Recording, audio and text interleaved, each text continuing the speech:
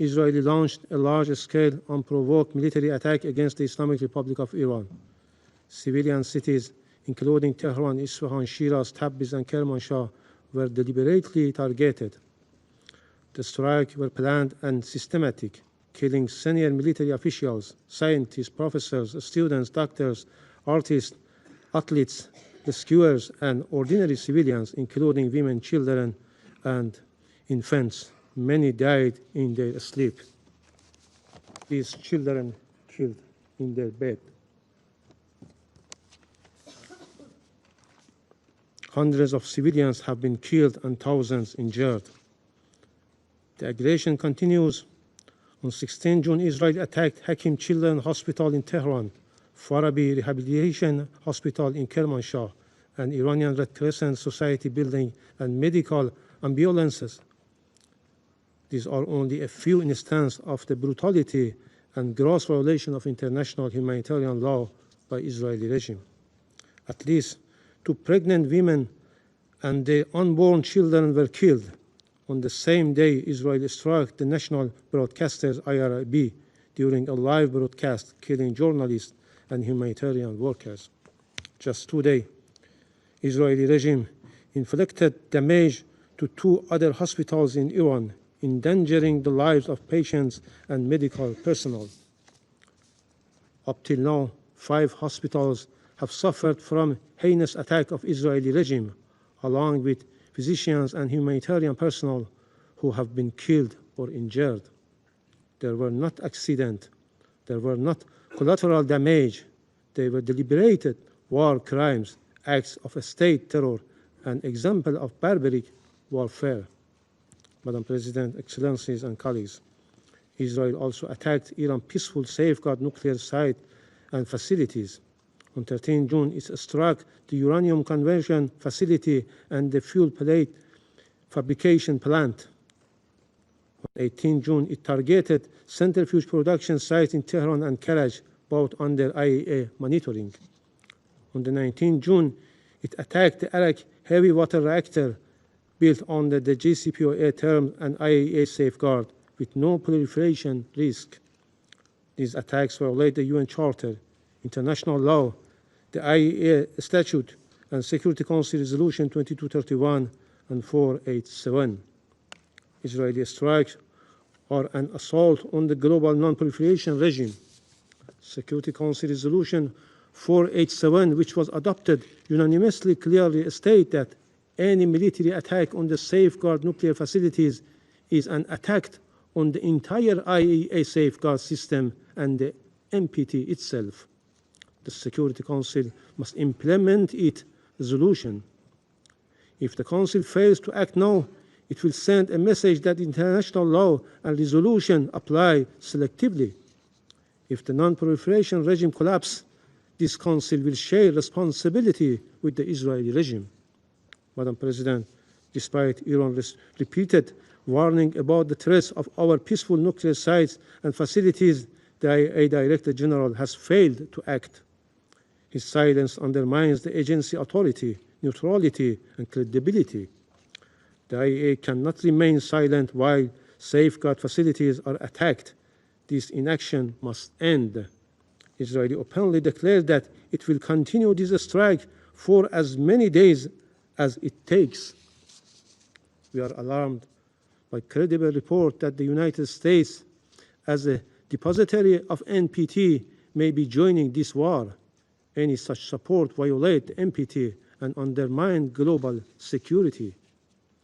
The selective invocation of international law by US, France, using it when convenient, discarding it when it constrains their allies, is a form of institutional hypocrisy that gravely undermines the credibility of this Council and the international law.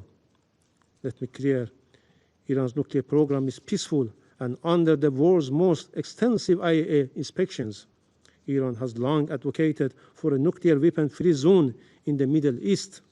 Israel is the only possessor of undeclared nuclear weapon in the region. It refused to accede to the NPT and block regional disarmament efforts. Madam President, Israeli aggression violates the UN Charter. It breached the basic principle of prohibition of the use of force. It violates Iran's sovereignty and territorial integrity. It violates international human rights law and targets innocent civilians and threatens the right of life and security of our people. This regime committed war crimes, crimes against humanity and state terrorism. It attacks on safeguard nuclear facilities, set a dangerous precedent for global security. Madam President, the already dire situation has been exacerbated by mounting and irrefutable evidence of direct involvement by the United States in this illegal war of aggression. The US has publicly threatened to strike Iran's safeguard nuclear facilities. Such acts constitute a flagrant violation of Article 2, Paragraph 4 of the UN Charter and a breach of the sovereign equality of states. These reckless statements and actions emanate from the head of a state who is a permanent member of this Council and entrusted with primary responsibility for international peace and security, and an irresponsible behavior. Madam President, Iran has exercised its inherent right to self-defense under Article 51 of the UN Charter. Our response has complied fully with international law, including humanitarian law. We have taken all necessary precautions to protect civilians.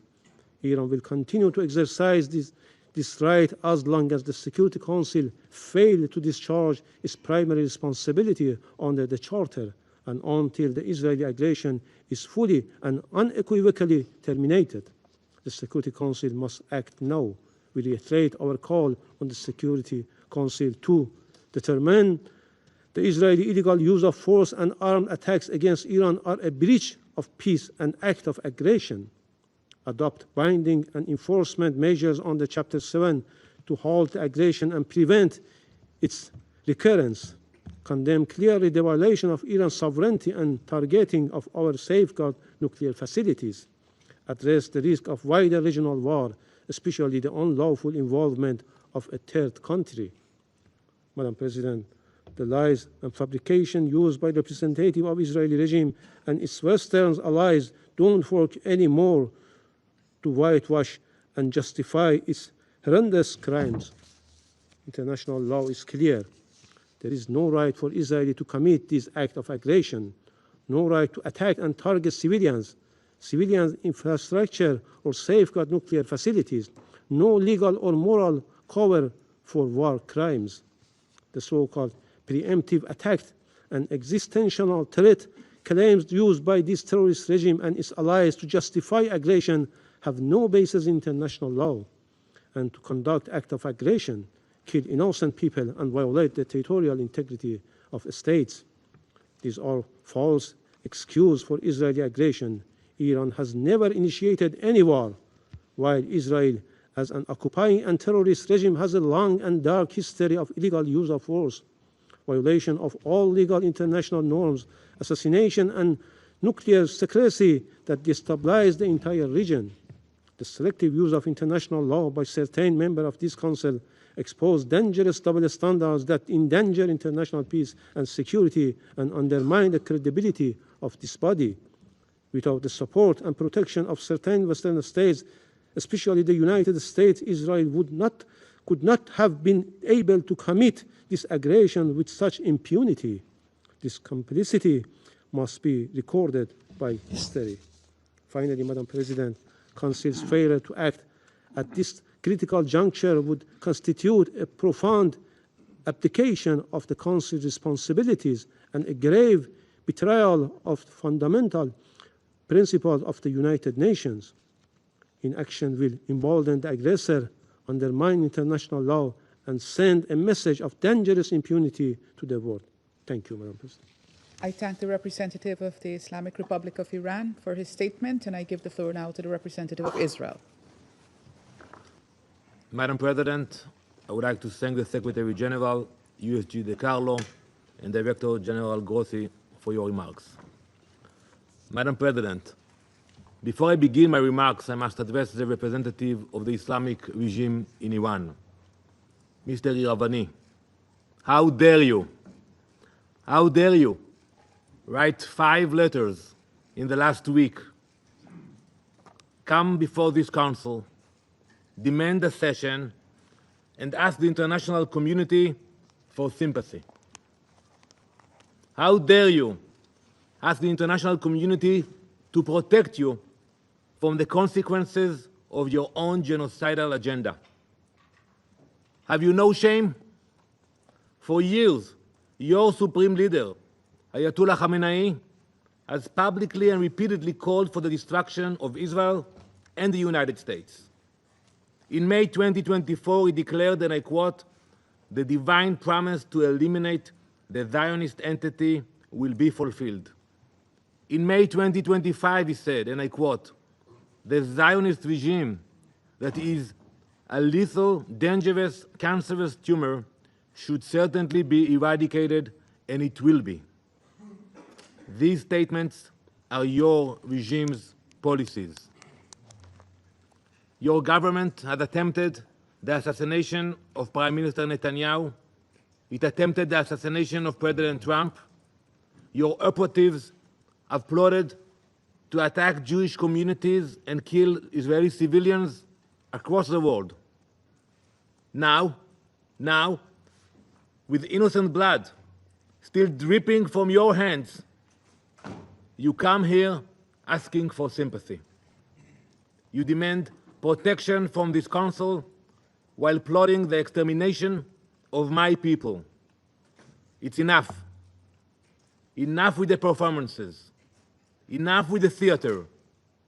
How can this council allow the representative of a regime that funds, arms, and orchestrates terror across the world to come here and play victim? It's like a wolf complaining when the shepherd fights back to protect his flock. So innocent. Mr. Iravani, please clarify to us. Do you support the destruction of Israel, a UN member state? Do you support the assassination of our elected leaders? If you do not, say so. We are all here, waiting.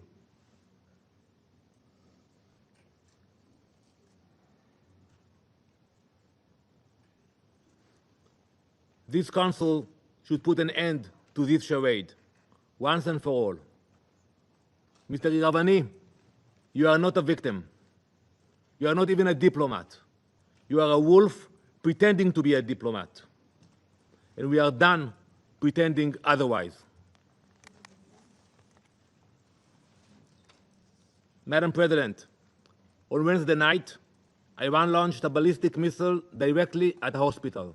And by the way, I listened to your word. You mentioned that we attacked hospitals. I ask you to provide a list of the hospitals that Israel attacked in Iran. We know what we are doing. If we attacked hospitals, show us the locations, show us the names and the list. Iran launched a ballistic missile directly at a hospital, Soroka Medical Center in Beersheba, the largest hospital in southern Israel.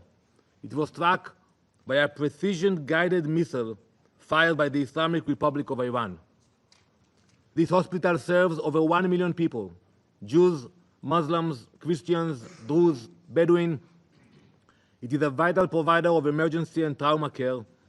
Iran hit it in purpose.